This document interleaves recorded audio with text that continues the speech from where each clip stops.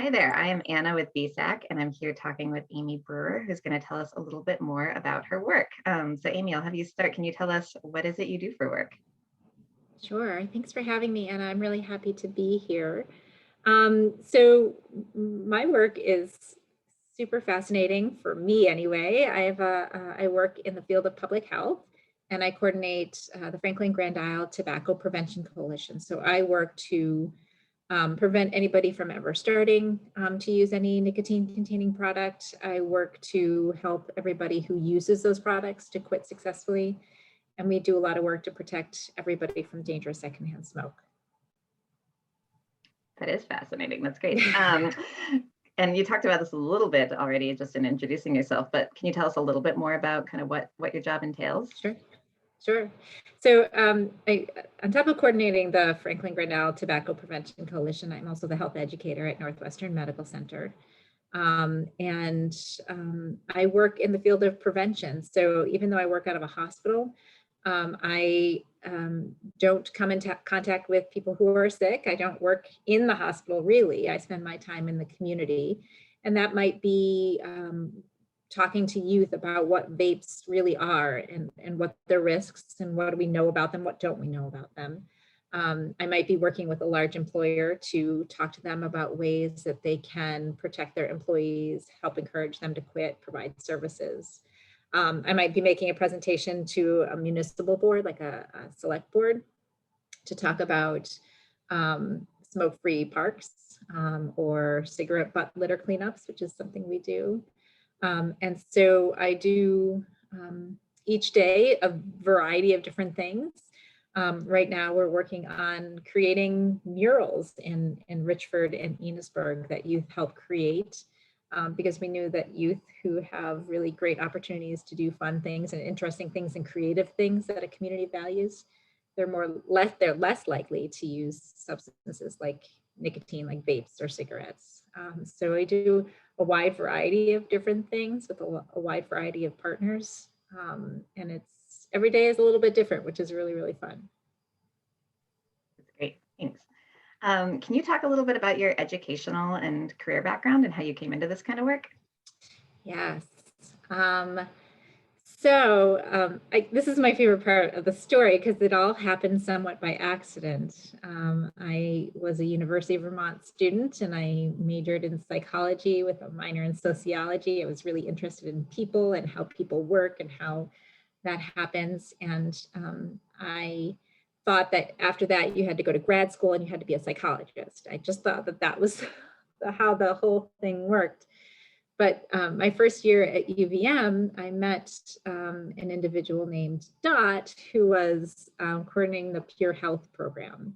And she trained a bunch of us, like me, kind of by accident that I got into that, how to educate others into making healthy choices, understanding safe sex, understanding risk and alcohol and all the things that affect college students. And I stuck with that for 4 years and learned a lot about prevention of disease and prevention of risk through healthy behaviors.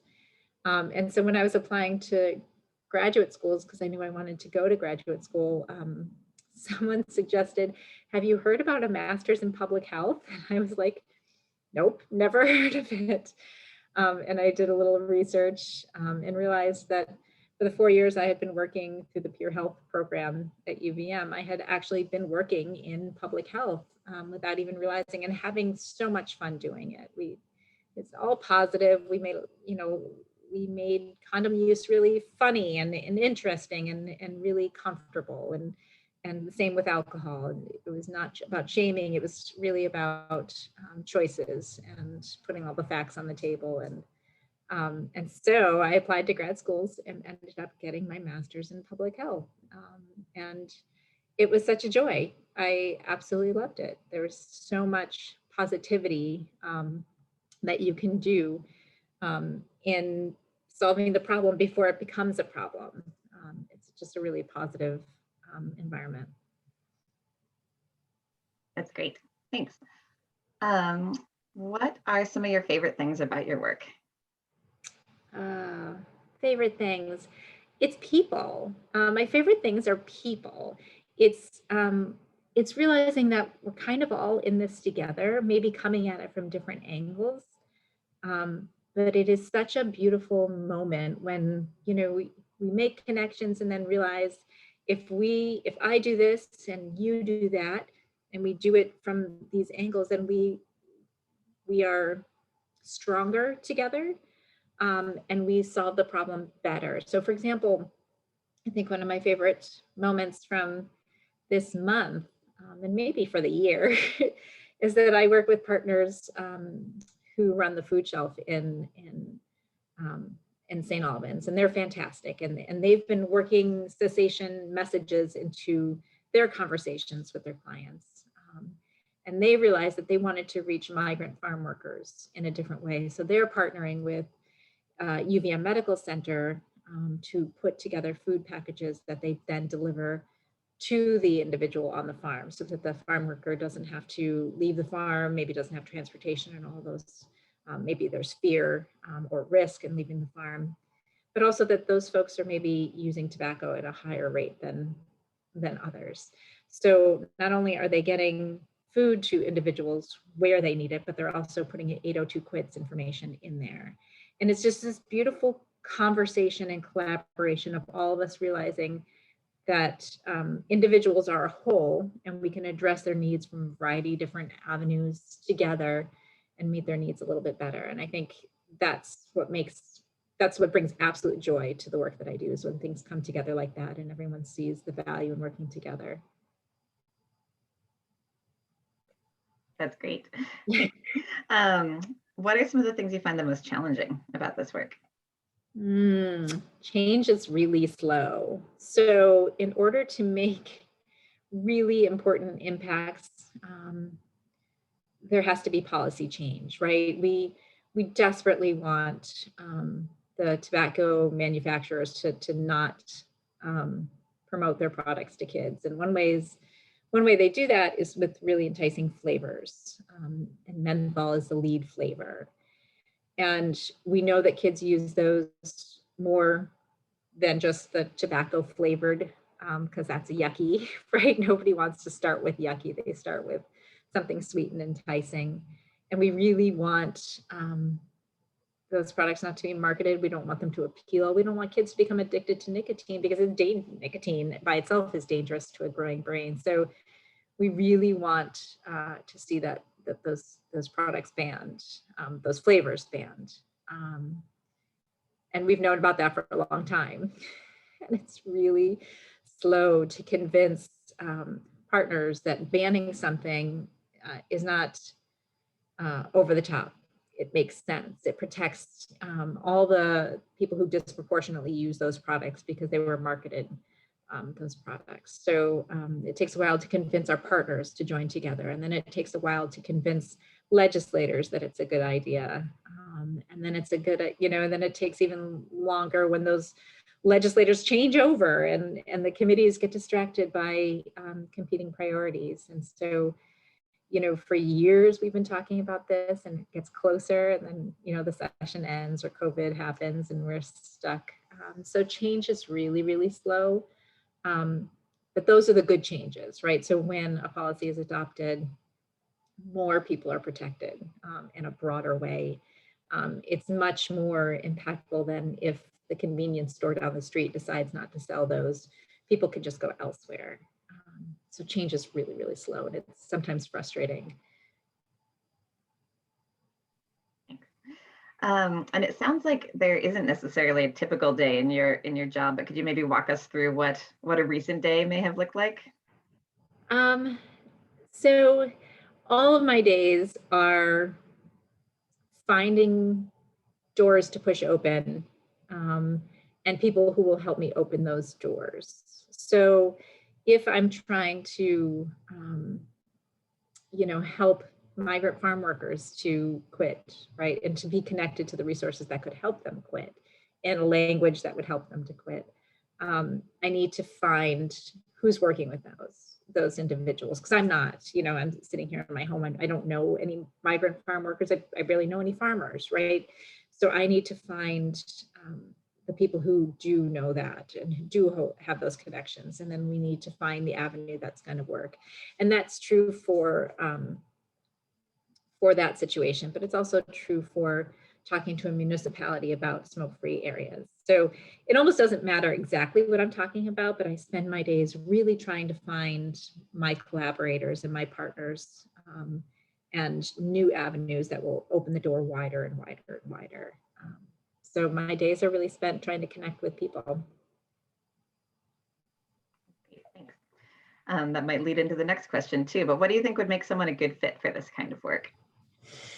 I always say, so I think a good understanding of people is really important, and how people work. You know, sometimes you wish you could say, you should ban menthol because it harms kids. And then people go, oh, it does, and let's do that.